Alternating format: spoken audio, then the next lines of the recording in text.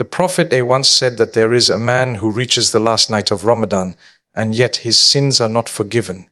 The companions were visibly shaken. They asked with concern and disbelief, "How can that be, O Messenger of Allah?" He replied with a single devastating answer, because he did not ask. Sit with that for a moment. Really sit with it. This was not a man who was lazy. This was not someone who slept through Fajr every morning and spent his days in heedlessness. No, this was a man who showed up. He woke before dawn and ate his suhoor. He restrained himself from food and drink under the blazing heat of the day. He stood in Taraweeh when his feet were tired and his eyes were heavy. He did everything that was visible, everything that others could see and praise him for. From the outside, he looked like the ideal Muslim. From the outside, he looked like someone whose forgiveness was guaranteed. But inside there was a locked door he never bothered to knock on. He never sat alone in the quiet of the night and wept over his past. He never pressed his forehead to the ground and said with a trembling heart, "Ya Allah, I have wronged myself. I have sinned against you. I have broken promises I made to you, and I am ashamed." He went through the motions of Ramadan without ever going through the transformation of Ramadan. He treated this blessed month like a religious routine rather than a divine rescue mission. And so, when the month ended and the angels carried the records upward, his name was not on the list of the forgiven, not because Allah was not willing, but because he never genuinely asked. This is the single greatest tragedy a Muslim can experience in Ramadan. Not missing a fast, not breaking a prayer, but arriving at the finish line of the most merciful month on earth, and leaving with a heart just as heavy as when you entered. Allah's mercy was raining down for 30 full days, and he walked through it all without ever opening his hands. The door was wide open, and he never walked through it. Do not be that person. Not this Ramadan. Not ever. My dear brothers and sisters, one of the most dangerous lies that Shaitan whispers into the hearts of the believers is this: you have gone too far. You have sinned too much. You have crossed too many lines. Allah will never forgive someone like you. And the terrifying reality is that millions of Muslims have believed that whisper. They have accepted it as truth. They have sat in the darkness of their own guilt and concluded that repentance is for other people, for the righteous ones, for the scholars, for those who did not fall as deeply as they did. They have essentially given up on the mercy of Allah before even asking for it. But let me tell you something that should shake you to your core in the most beautiful way possible. Allah does not describe his own mercy the way we describe the mercy of human beings. When a human forgives, they often forgive grudgingly. They forgive, but they remember. They forgive, but they keep a distance. They forgive, but somewhere deep down, the record still exists. That is human forgiveness, limited, conditional, and often incomplete. But Allah forgives in a way that is so total, so absolute, so overwhelmingly complete that the sin does not just disappear. It is as though it never existed in the first place. The Prophet had told us that when a servant sincerely repents, Allah causes even the angels who recorded that sin to forget it. He causes the very earth that witnessed it to forget it. The sin is not just erased from the record itself is wiped clean. That is not the mercy of a king who is reluctant to pardon. That is the mercy of a Lord who wants to forgive, who loves to forgive, whose very name, Al-Ghafar, the repeatedly forgiving, tells you that he does not forgive once and stop. He forgives again and again and again. And Ramadan is the season in which that mercy is multiplied beyond what our minds can calculate. The sins of yesterday are not a life sentence. They are not a wall between you and Allah that cannot be broken.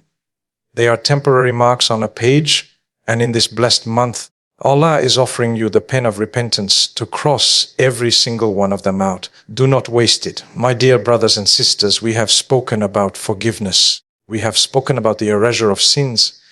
But I want to take you somewhere even deeper today, somewhere that, when you truly understand it, will make you fall to your knees in absolute awe of the generosity of your Lord. Because Allah, in His infinite mercy, did not just promise to forgive the believer who repents sincerely. He did not just promise to wipe the record clean. He promised something so extraordinary, so breathtaking, so completely beyond the logic of human justice that the mind struggles to fully comprehend it. He promised to replace your sins with good deeds, not remove, not erase, not simply cancel out, replace, substitute, swap. Take the very spots on your record where darkness once lived and fill them with light. This is what the scholars call Tabdeel. And it is one of the most staggering concepts in all of Islamic theology. Think about what this actually means in practical terms. Every lie you told, every prayer you delayed or abandoned, every moment you spent in disobedience, every time you hurt someone with your words or your hands, every sin committed in secret when you thought no one was watching, every single one of those entries on your record becomes, through sincere repentance, an entry of goodness, an entry of light, an entry that will speak for you on the day of judgment rather than against you. The Prophet told us of a man who will be brought forward on the day of resurrection. His minor sins will be laid before him one by one, and for each one he will be given a good deed in its place.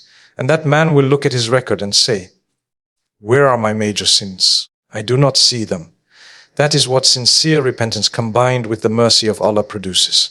Now understand, this is not a license to sin deliberately and then repent as a transaction. Repentance must come from genuine remorse, genuine regret, and a genuine commitment to change. But for the one whose heart is truly broken before Allah, for the one who comes in Ramadan with honesty and humility, this promise is real. This replacement is real.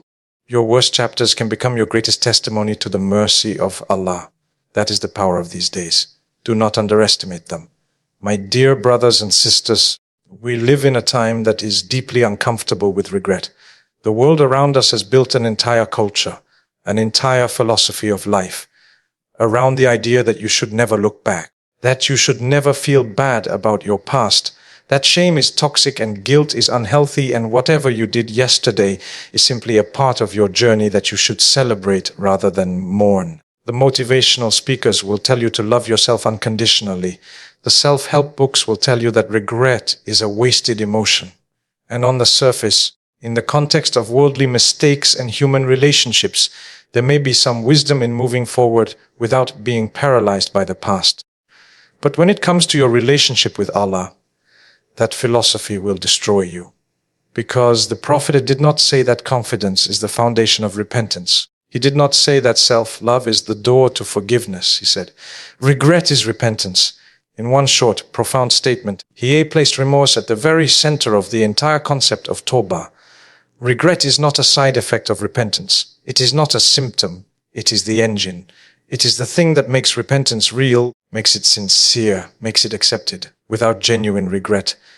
Without that ache in the chest, that heaviness in the heart, that moment where you look at your past and say with complete honesty, I am ashamed of what I did. Repentance is just words on a tongue that the heart has not signed off on. And Allah knows the difference. He always knows the difference. This is why some of the greatest figures in Islamic history were not people who never sinned. They were people who, when they sinned, were devastated by it. They wept. They lost sleep. They could not look at the sky without feeling the weight of their disobedience. And it was precisely that devastation, that raw, honest, unfiltered shame before their Lord, that made their repentance one of the most powerful acts of worship they ever performed. Shame before Allah is not weakness. It is not something to suppress or medicate or reframe. It is a mercy. It is Allah pulling your heart back toward Him. When you feel that regret rising in Ramadan, do not push it down. Let it come. Let it break you open. Because a broken heart before Allah is worth more than 1,000 confident prayers offered without sincerity. My dear brothers and sisters, I want to say something to you right now that I need you to hear, not just with your ears, but with the deepest, most honest part of your heart. I need you to set aside every distraction, every notification, every thought about what you are having for iftar tonight or what is happening at work tomorrow. And I need you to be completely present for what I am about to say. Because this is perhaps the most important reminder I can give you in this entire speech, and it is a reminder that our culture has become dangerously skilled at avoiding. Ramadan 1026 may be the last Ramadan you ever see. I know that is uncomfortable. I know that somewhere in your mind a voice just pushed back and said, "Don't be so dramatic. I'm young. I'm healthy. I have time." And that voice, my dear brother, my dear sister, is the most expensive lie you will ever believe. Because the people who are in their graves right now, the ones who fasted last Ramadan and will never fast again, they also thought they had time. The young man who was healthy in Ramadan 1446 and did not make it to 1447. The mother who promised herself she would take this Ramadan seriously next year. The father who kept meaning to fix his relationship with Allah, but kept postponing it for a more convenient season. They are gone, and the Ramadan they wasted cannot be returned to them for even a single hour. The Prophet said that the smart person is the one who holds himself accountable and works for what comes after death. Smart in the sight of Allah is not the one with the highest salary or the most impressive degree. Smart is the one who looks at the calendar, sees Ramadan, and understands with every fiber of their being that this is not a recurring guarantee. It is a gift that may not be renewed. So let this Ramadan be different. Not because it is convenient, not because you feel spiritually motivated right now, but because you are not promised tomorrow, and the mercy that Allah is pouring down in these blessed days is too enormous, too rare, and too precious to meet with a half-present, distracted, uncommitted heart. Show up fully, repent deeply, change permanently, because this, right now, may be all the time you have left.